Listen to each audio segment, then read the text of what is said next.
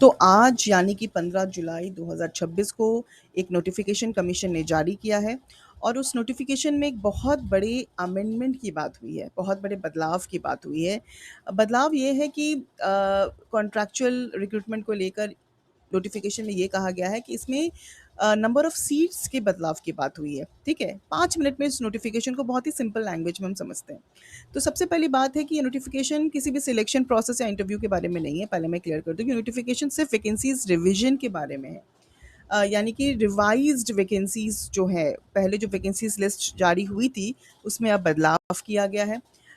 इसमें पहले का जो टोटल वैकेंसीज था, अगर आपको याद होगा, तो इट वाज अबाउट 3687 वैकेंसीज थे, राइट। लेकिन आज जो रिवाइज नोटिफिकेशन आया है उसके बाद जो टोटल वैकेंसीज है वो है 2532।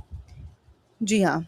और सबसे इंटरेस्टिंग बात ये है कि अब हर सब्जेक्ट्स के लिए जितने भी 6 सब्जेक्ट्स थे, उस सारे सब्जेक्ट्स में 422 टू 422 वैकेंसीज रखी गई है।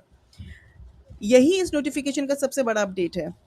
लेकिन ये रिवीजन हुआ क्यों है? तो नोटिफिकेशन के हिसाब से एडवर्टीजमेंट रिलीज होने के बाद बिहार की यूनिवर्सिटीज़ ने अपनी अपडेटेड वैकेंसीज डिटेल्स जो है वो हायर एजुकेशन डिपार्टमेंट को भेजी।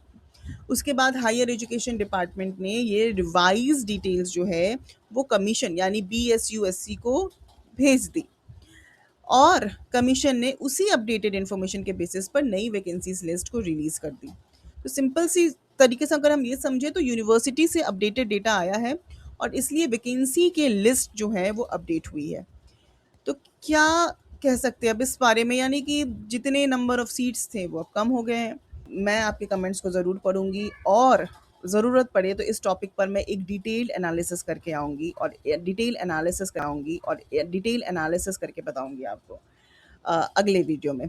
तो अगर आपको वीडियो इन्फॉर्मेटिव लगी हो तो प्लीज़ लाइक, शेयर, सब्सक्राइब ज़रूर कीजिएगा।